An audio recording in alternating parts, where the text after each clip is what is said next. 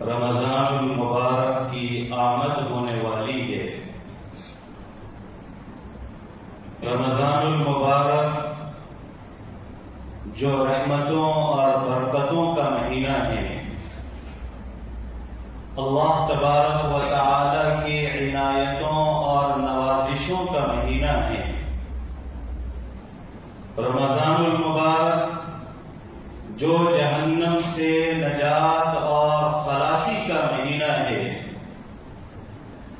جو اپنے دامن مراد میں زیادہ سے زیادہ نیکیاں کمانے کا مہینہ ہے۔ ایسا مہینہ جس کی ایک ایک گھڑی انمول ہے، ایسا مہینہ جس کا ایک ایک پل اور سیکنڈ بہت اہم اور بہت قیمتی ہے۔ اس مہینے کی عظمت، اہمیت اور قدر و قیمت کا اندازہ لگانا بھی ہمارے لیے بہت مشکل ہے۔ مومنین کے لیے یہ بہت نفع کا مہینہ ہے، بہت زیادہ فوائد حاصل کرنے کا مہینہ ہے۔ اس مہینے کو نیکیوں کا موسم بہار کہا جاتا ہے۔ ثواب اور نیکیاں جمع کرنے اور حاصل کرنے کا سیزن کہا جاتا ہے۔ اس مہینے کو عبادتوں کا موسم اور عبادتوں کا مہینہ کہا جاتا ہے۔ لہذا یہ جو اہم مہینہ ہماری زندگی میں آ رہا ہے، اس مہینے کی کوئی بھی گھڑی، کوئی بھی حصہ اس مہینے کا ضائع نہ ہو، غفلت میں نہ گزرے، نیکیاں کمائے بغیر نہ چلا جائے۔ اس کے لیے ہمارے اوپر ضروری ہے کہ ہم اس کی ایک ٹھوس منصوبہ بندی کریں اور مکمل پلاننگ کریں۔ اگر ہم نے ٹھوس منصوبہ بندی نہیں کی، اس مہینے کو کیسے گزارنا ہے، اس مہینے کی کس گھڑی میں، دن کے کس حصے میں، رات کے کس حصے میں ہمیں کیا کیا کام کرنا ہے، اس مہینے کی آمد کی ہم نے مکمل اگر تیاری نہیں کی تو یہ ہمارے لیے بہت بڑے خسارے کا سبب ہوگا، یہ ہمارے لیے بہت بڑی حسرت کا ذریعہ ہوگا، اور یہ ہمارے لیے ندامت اور شرمندگی کا باعث ہوگا۔ لہذا ایک مضبوط پلاننگ کرنا، ایک ٹھوس منصوبہ بندی کرنا اس ماہ مقدس کے لیے ایک مومن کے اوپر ضروری ہے، ایک مسلمان کے اوپر ضروری ہے۔ جس طرح سے بزنس مین کا کوئی سیزن آتا ہے تو وہ سیزن آنے سے پہلے اپنے بزنس کے حوالے سے، اپنی تجارت کے تعلق سے تمام طرح کی منصوبہ بندی، تمام طرح کی پلاننگ اور تمام طرح کی کارروائیاں وہ پہلے کر کے رکھتا ہے۔ کتنا مال اور کہاں سے منگانا ہے، کیسے کیسے لیبرز کو ہائر کرنا ہے، کس طرح سے کسٹمرز کو اپنی طرف اٹریکٹ کرنا ہے، کس طرح سے اپنا مال زیادہ سے زیادہ فروخت کرنا ہے، ان تمام چیزوں کی ساری تیاری سیزن کی آمد سے پہلے ہی وہ بزنس مین کر لیتا ہے، تاکہ سیزن میں کوئی دن فالتو نہ جائے، کوئی دن بیکار نہ جائے، ہر دن ایک بڑی مقدار میں اس کی ارننگ ہو، اس کی کمائی۔ یہ کامیاب تاجر کی علامت نہیں ہے کہ سیزن آنے کے بعد وہ جاگے، سیزن آنے کے بعد وہ پلاننگ کرے، سیزن آنے کے بعد وہ سوچے کہ اپنی شاپ کیسا کھولنا ہے، کہاں کہاں شاپ کھولنی ہے۔ کس کس ٹائم شاپ کھولنی ہے، مال کہاں سے منگانا ہے.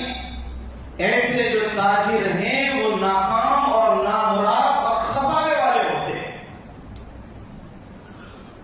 اسی طرح ایک کسان کسی بھی فصل کا موسم آنے سے پہلے وہ اپنی تمام طرح کی تیاری کرتا ہے. کھیت کو کس طرح سے تیار کرنا ہے، سینچائی کے لیے کیا کیا انتظامات کرنے ہیں، بیج کہاں سے منگانا ہے اور بیج تیار رکھنا ہے. ہر چیز ٹائم پر انٹیکٹ رہنی چاہیے، تیار رہنی چاہیے، تاکہ جیسے ہی موسم آئے اس فصل کا فوراً کھیتی شروع کر دی جائے، اپنا کام شروع کر دیا جائے. جو کسان اس طرح سے چال و چوبند رہتا ہے، ایکٹیو رہتا ہے بیفور ٹائم، وہ موسم سے فائدہ اٹھاتا ہے، وہ سیزن سے فائدہ اٹھاتا ہے، وہ اپنی اچھی کھیتی کاٹتا ہے، اسے اچھا ثمر اور اچھا پھل حاصل ہوتا ہے.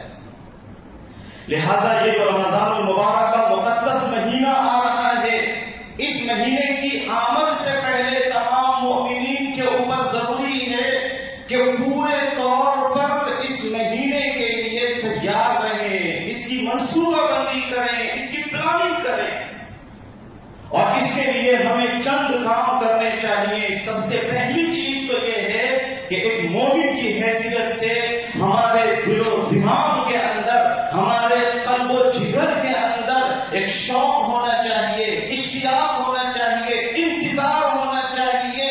ہم انتظار کریں کہ رمضان کب آئے گا، رمضان سے ملنے کا انتظار ہو، رمضان کو پانے کا شوق ہو، رمضان کو حاصل کرنے کا جذبہ ہمارے اندر ہو. جیسے ہمارے نبی صلی اللہ علیہ وسلم نے فرمایا احسوا ہلال شعبان لرمضان، رمضان کے لیے شعبان کے مہینے کی تاریخ شمار کرو، کیلنڈر میں نشان لگاؤ، اب اتنے دن بچے، اب اتنے دن بچے، اب رمضان اور قریب آ رہا ہے، اب رمضان اور قریب آ رہا ہے. ایسا شوق اور انتظار مومن کے اندر ہونا چاہیے رمضان کے لیے. یہ ایمان کی علامت ہے، یہ مومن ہونے کی علامت ہے. اسی کے ساتھ ساتھ جیسے ہم کوئی بڑی چیز حاصل کرنے کے لیے دعا خود بھی کرتے ہیں اور کرواتے ہیں. کسی کو امریکہ کا ویزا چاہیے تو دعا کرواتے ہیں، آسٹریلیا کا ویزا چاہیے، یوکی کا ویزا چاہیے پڑھنے کے لیے یا جاب کرنے کے لیے، تو خوب دعائیں خود بھی کرتے ہیں اور دعائیں کرواتے بھی ہیں تاکہ یہ اتنی بڑی چیز زندگی میں ہمیں حاصل ہو جائے. اسی طرح سے رمضان ہمیں حاصل ہو جائے، رمضان کا مہینہ ہم پالیں، رمضان کی برکتیں ہمارا مقدر بن جائے، اس کے لیے بھی ہمیں دعا کرنی چاہیے. ہمارے نبی صلی اللہ علیہ وسلم دعا کرتے تھے اللہم بارک لنا فی رجب و شعبان وبلغنا رمضان. اے اللہ ہمارے رجب و شعبان میں برکت عطا فرما اور ہمیں رمضان المبارک کا مہینہ عنایت فرما، ہمیں رمضان المبارک کے مہینے تک صحیح سالم پہنچا.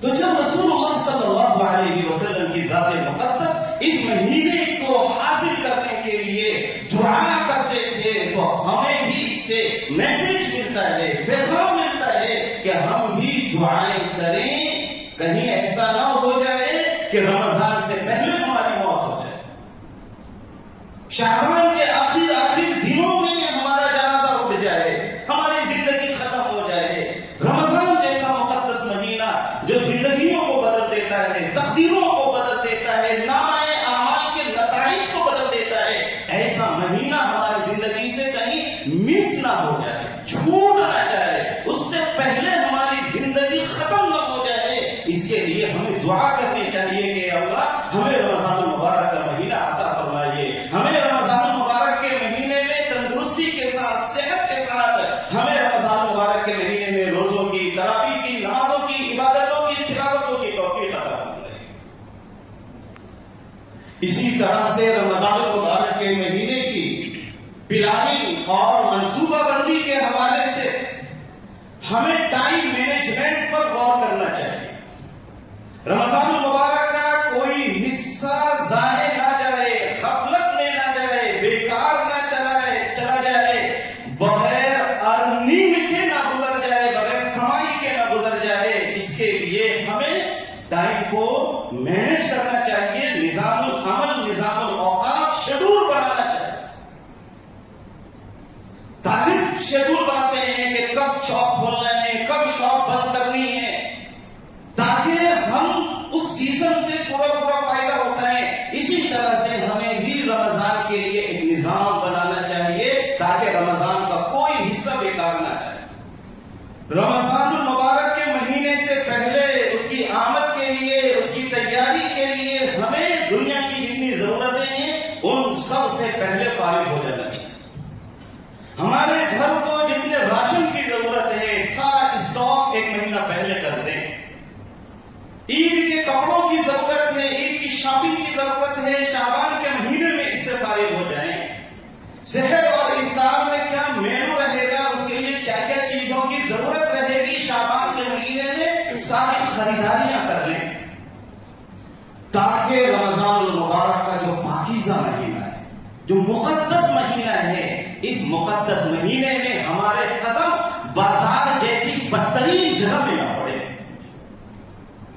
بازار بدترین جگہ ہے، اس روئے زمین کی سب سے بدترین جگہ بازار ہے.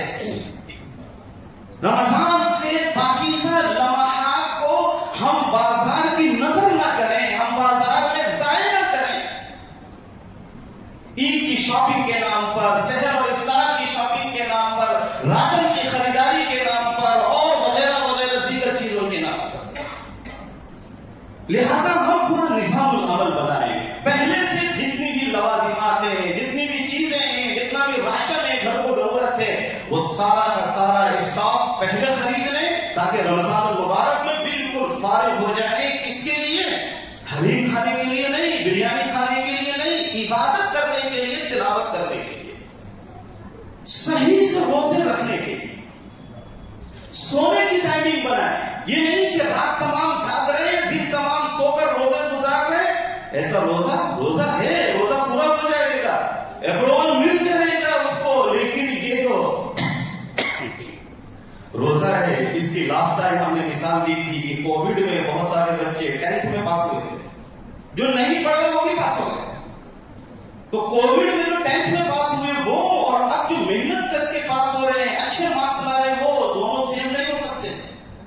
10th کا سرٹیفکیٹ ان کو بھی ملا، 10th کا سرٹیفکیٹ ان کو بھی ملا، بٹ دونوں برابر نہیں ہو سکتے. ایسے ہی اگر آپ سو کر دن تمام روزے گزار رہے ہیں، دوسرا شخص جو ہے عبادت کر رہا ہے، تلاوت کر رہا ہے، اشراق پڑھ رہا اور نوافل پڑھ رہا ہے، قرآن کریم پڑھ رہا ہے، مسجد میں جو ہے ٹائم اسپینڈ زیادہ سے زیادہ کر رہا ہے، اس کے روزے میں اور یہ سونے والے کے روزے میں زمین و آسمان کا فرق ہوگا.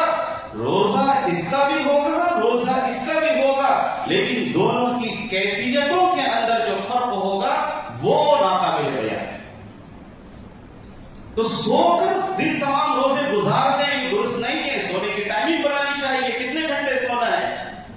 ایک عام باڈی کو 6 سے 8 گھنٹے کی نیند کافی ہوتی ہے، اس سے زیادہ کی نیند نہیں ہوتی، اس سے زیادہ کی ضرورت نہیں ہوتی ہے. صحت مند رہنے کے لیے 6 سے 8 گھنٹے سونا کافی ہے.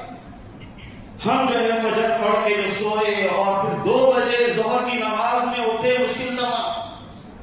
تو یہ جو ہم سو کر روزہ گزار رہے ہیں یہ درست طریقہ نہیں ہے. لہذا ہم ٹائم بنائیں، کتنے گھنٹے سونا ہے، کتنے گھنٹے پڑھنا ہے اور کتنے گھنٹے عبادت کے اندر گزارنے ہیں. ہمارے جو کالج کے بچے ہیں، جو ہمارے یونیورسٹیز کے بچے ہیں، وہ اپنی تعلیم کے ساتھ بھی یہ تمام نظام بنا سکتے ہیں رمضان المبارک کے مہینے کا. اسی طرح سے اس مہینے کے اندر ہمارے لیے ضروری ہے کہ ہم اپنا روحانی واش کریں. یہ جو مہینہ ہے یہ اسپریچول ڈیولپمنٹ کا مہینہ ہے، روحانی ترقی کا مہینہ ہے، شخصیت کی تبدیلی کا مہینہ ہے، پرسنالٹی چینج کرنے کا مہینہ ہے، اپنی شخصیت کے اندر مثبت تبدیلیاں لانے کا مہینہ ہے، اپنی زندگیوں کو بدلنے کا مہینہ ہے. لہذا اس مہینے سے پہلے ہمارا روحانی واش ہونا یہ بہت ضروری ہے. روحانی واش کے تعلق سے 2 کام کرنا ضروری ہے. ایک حقوق اللہ کو پورے کرنا، دوسرے حقوق العباد کو پورے کرنا. حقوق اللہ پورے کرنے کا مطلب یہ ہے کہ اگر ہم نے کوئی نمازیں چھوڑ رکھی ہیں اب تک، وہ ساری نمازیں نوٹ ڈاؤن کریں، ایک ایک کر کے ان نمازوں کی قضا کریں. رمضان کے آنے سے اگر ہم نے روزے چھوڑ رکھے ہیں تو وہ تمام روزوں کو لکھیں اور رمضان کے آنے سے پہلے وہ تمام روزوں کی ہم قضا کر لیں. اسی طرح سے اگر ہم نے کوئی گناہ کا کام کیا ہے، اور کون ہے جو یہ کہہ سکے کہ ہم نے گناہ کا کام نہیں کیا، لہذا ہم سب کے لیے ضروری ہے کہ رمضان کے آنے سے پہلے ایک سچی پکی گریہ زاری والی، اللہ کو راضی کرنے والی، اللہ کو منانے والی توبہ کریں. ایک توبہ کریں. یہ توبہ جو ہے یہ روحانی واش کے لیے بہت اہم ہے، روحانی صفائی کے لیے بہت اہم ہے. اس توبہ کے نتیجے میں اگر ہم نے سچی اور پکی توبہ کی تو اس توبہ کے نتیجے میں ہمارے نامہ اعمال میں حقوق اللہ سے متعلق جتنے گناہ ہوں گے سب کے سب ریموو کر دیے جائیں گے، سب کے سب ختم کر دیے جائیں گے. ہمارا نامہ اعمال بالکل فریش ہو جائے گا، ہمارا نامہ اعمال بالکل تازہ دم ہو جائے گا، ہمارا نامہ اعمال بالکل پاک اور صاف ہو جائے گا تمام گناہوں سے. اسی کے ساتھ ساتھ حقوق اللہ کے ساتھ ساتھ حقوق العباد میں بھی ہم غور کریں. اگر ہم نے کسی کا پیسہ لیا ہے، کسی سے قرض لیا ہے تو اس کو ٹال مٹول نہ کریں. آج دیں گے، کل دیں گے. کسی بھی طرح سے اگر ہمارے پاس کسی کا پیمنٹ باقی ہے، کسی کو پیمنٹ دینا ہے، ٹائم ہو گیا ہے دینے کا، تو اس کو فوراً اس کا پیمنٹ دیں، فوراً اس کی رقم واپس کریں، فوراً اس کے پیسے واپس کریں. پیسوں کے علاوہ کوئی اور حق اگر ہمارے پاس کسی کا ہے تو فوراً اس کا حق ادا کریں. بھائی کا حق ہو اس کو ادا کر دیں، بہن کا حق ہو اس کو ادا کر دیں، کسی دوست کا حق ہو، رشتے دار کا حق ہو، جاننے والے کا، انجانے کا حق ہو، جس کا بھی حق ہے رمضان مبارک سے پہلے اس کو ادا کر دیں. کسی کو اگر ہم نے ستایا ہے، تکلیف پہنچائی ہے تو اس سے پرسنلی جا کر معافی مانگے. سوشل میڈیا پر نہ لکھے کہ بھائی رمضان آنا مجھے سب معاف کر دو. یہ معاف کرنے کا مذاق اڑانا ہے، یہ معافی مانگنا نہیں ہے. یہ سوشل میڈیا کی جو معافی ہے اس سے امریکہ جو ہے خوش ہوتا ہوگا، اللہ خوش نہیں ہوگا. یہ سوشل میڈیا کی معافی یہ استہزاء ہے، یہ مذاق ہے اسلام کا، اور اسلام کے اس کانسیپٹ اور اس تصور کا کہ اسلام یہ کہتا ہے کہ اگر آپ نے کسی کو تکلیف پہنچائی تو اس سے جا کر معافی مانگے. پرسنلی جائیں، آپ پرسنلی اس کے پاس جائیں، شخصی طور پر اس کے پاس جائیں، تنہائی میں اس کے پاس جائیں، اس سے جا کر معافی مانگیں. اس سے پہلے کہ معافی کا ٹائم ختم ہو جائے. جب موت آ جائے گی معافی کا ٹائم ختم ہو جائے گا. اب جو ہے کوئی چارہ باقی نہیں ہوگا، صرف دو آپشن ہوں گے. ایک آپشن یہ ہوگا ہم نے جو نیکیاں کی ہیں وہ نیکیاں ٹرانسفر کر کے اس کے اکاؤنٹ میں ڈال دی جائیں گی. اگر نیکیاں نہیں ہیں تو اس کے گناہ ٹرانسفر کر کے ہمارے اکاؤنٹ میں ڈال دی جائیں گی. اس کے علاوہ کوئی آپشن نہیں. مرنے کے بعد دوسرے سے معافی مانگنے کا اس کے علاوہ کوئی آپشن نہیں ہے. آپ چاہیں گے کہ مرنے کے بعد قیامت کے دن پیر پکڑ لیں گے اپنی اماں کے، اماں بھی معاف نہیں کریں گے، ابا بھی معاف نہیں کریں گے، کوئی معاف نہیں کرے گا. لہذا آپ نے اگر کسی کو ستایا ہے، کسی کو تکلیف پہنچائی ہے تو جا کر اس سے معافی مانگے. رشتے داروں کو ستا کر، بھائیوں کا دل دکھا کر، پڑوسیوں کو ستا کر جو روزہ رکھا جائے گا اس روزے کے اندر کوئی کیفیت نہیں ہوگی. نبی صلی اللہ علیہ وسلم سے ایک صحابی نے عرض کیا کہ رسول اللہ ایک خاتون ہے، رات تمام نمازیں پڑھتی ہے، رابعہ بصریہ کو فیل کر رکھا ہے، دن تمام روزے رکھتی ہے لیکن پڑوسیوں کو ستاتی ہے. نبی صلی اللہ علیہ وسلم نے فرمایا ہی فی النار، وہ جہنم میں ہے. یہ رات تمام کی نمازیں کام نہیں آئیں گی، روزے کام نہیں آئیں گے اگر دوسروں کو ستا کر ہم روزے رکھ رہے ہیں، دوسروں کو تکلیف پہنچائے ہوئے، دوسروں کا حق مارے ہوئے ہیں، پھر روزے رکھ رہے ہیں، پہلے سب میں نماز پڑھ رہے ہیں، کچھ بھی کام آنے والا نہیں ہے.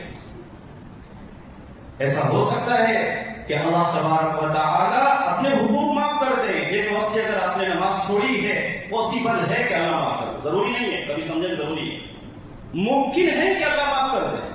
کسی کا اگر 1 روپیہ لے کر بھی مر گئے تو اللہ معاف نہیں کر سکتے، نہیں معاف کر سکتے. 1 روپیہ بھی اگر کسی کا لے کر مرے ہیں، کسی کی غیبت کر کے مر گئے اللہ معاف نہیں کر سکتے، کسی کو ستا کر مر گئے اللہ معاف نہیں کر سکتے، کسی کی ایک بارش زمین پر بھی قبضہ کر کے مر گئے اللہ معاف نہیں کر سکتے. یہ اللہ نے اصول بنایا ہے، یہ اللہ نے قانون بنایا ہے اپنا، اور اللہ تبارک و تعالی اپنے قانون پر ضرور عمل فرمائیں گے. لہذا دوسروں کے جو حقوق ہیں، بندوں کے جو حقوق ہیں، وہ رمضان المبارک کی آمد سے پہلے ان حقوق کو ادا کرنا چاہیے اور بہت سنجیدگی کے ساتھ ہمیں ان تمام چیزوں کو پورا کرنا چاہیے. کسی کو اگر ہم نے ستایا ہے تو بہت سنجیدگی کے ساتھ ہمیں اس کے پاس جا کر اس سے معافی مانگنی چاہیے. اسی طرح سے رمضان المبارک کے مہینے میں جو ٹی وی ہے ہمارے گھروں میں ٹی وی کی حیثیت اختیار کر چکا ہے. وہ جو ٹی وی ہے وہ ٹی وی کی حیثیت اختیار کر چکا ہے, اس سے بھی آگے. اور اسی طرح سے جو ہماری جیبوں کے اندر جو موبائل فون ہے اس کا اوور یوز نہ کریں, غلط استعمال نہ کریں. ہمارے بہت سارے مسلمان بھائی رمضان میں بھی روزے کی حالت میں بھی ریلز دیکھتے ہیں, ہماری خواتین سیریلز دیکھتی ہیں, ہمارے نوجوان بچے روزے کی حالت میں بھی گیم کھیلتے ہیں, اور نوبت بنی جا رسید کے مسجد میں بھی جب آتے ہیں تو بہت سارے لوگوں کی نگاہیں اسکرین کے اوپر ہی لگی رہتی ہیں. یہ جو ڈیوائس ہے اس کو اگر شیطانی ڈیوائس کہا جائے اس اعتبار سے کہ گناہوں کا ذریعہ زیادہ ہے یہ, اس سے ہمیں رمضان المبارک میں تھوڑی دوری اختیار کرنی چاہیے. اس کے استعمال پر تھوڑا کنٹرول کرنا چاہیے تاکہ ہمارا جو رمضان کا روزہ ہے وہ صحیح گزرے. ایک طرف ہم روزے رکھیں, دوسری طرف اس وائرس کے شکار رہیں, تو اس وائرس کے ساتھ روزوں کی جو کیفیت ہے وہ کیفیت ختم ہوتی جائے گی. ایک طرف ہم روزے کی نیکی بھی حاصل کر رہے ہیں, دوسری طرف اس وائرس کو بھی اپنے اندر لے رہے ہیں. تو یہ وائرس کیا کرے گا, ہماری روزوں کی نیکیوں کو ختم کر دے گا. کہتے ہیں کہ گناہ کا ایک ذرہ چھوڑ دینا, چھوٹا سے چھوٹا گناہ ہو اس کو چھوڑنا تمام جناتوں تمام انسانوں کی عبادتوں سے بہتر ہے. یعنی عبادت اتنی اہم نہیں ہے جتنا گناہ کو چھوڑنا اہم ہے. گناہ کو چھوڑنا جتنا اہم ہے اتنی اہم عبادت نہیں ہے. تو اگر ہم عبادت بھی کر رہے ہیں گناہ بھی کر رہے ہیں تو اس عبادت کے اندر وہ نورانیت نہیں آئے گی, وہ کیفیت نہیں آئے گی. یہ اس سے پہلے بھی ہماری زندگی میں 16 رمضان آ چکے, 20 آ چکے, 25 آ چکے, بعض کی زندگی میں الحمدللہ 70 رمضان آ چکے, لیکن زندگی جہاں تھی وہی ہے. ہر رمضان کے بعد ویسی کی ویسی زندگی ہے, زندگی تبدیل نہیں ہو رہی ہے. کیوں نہیں ہو رہی ہے؟ انہی چیزوں کی وجہ سے کہ ہمیں رمضان کو جس منصوبہ بندی کے ساتھ پلاننگ کے ساتھ گزارنا چاہیے, جس احتیاط اور سنجیدگی کے ساتھ گزارنا چاہیے, اس طرح سے ہم رمضان المبارک کے مقدس مہینے کو نہیں گزارتے. اس لیے اس کے ثمرات ہماری زندگیوں میں ظاہر نہیں